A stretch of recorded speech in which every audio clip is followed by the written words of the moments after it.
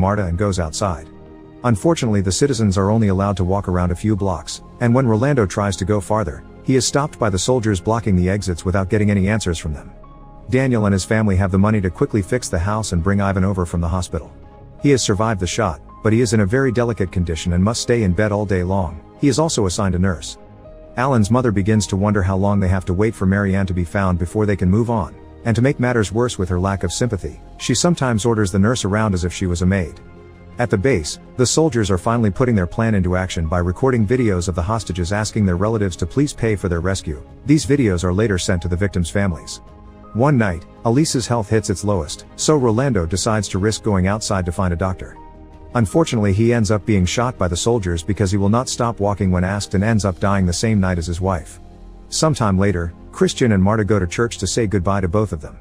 The next day, Daniel gets the video of Marianne plus a request for 10 million for her rescue, but no instructions on how to send the money. At the base, the hostages are all being washed together with cold water from a hose while the soldiers begin arguing over who gets which amount of money depending on how much they have helped their cause. Two particular soldiers are not happy with the small amount their boss assigns them, so when nobody is watching, they move Marianne to another cell before visiting Christian and Marta with a message. If they want to save Marianne, they must bring 800,000 pesos. Obviously they do not have that kind of money, but work permits are finally being given to employees, meaning Christian and Marta should be able to return to their old jobs and steal from Daniel's family.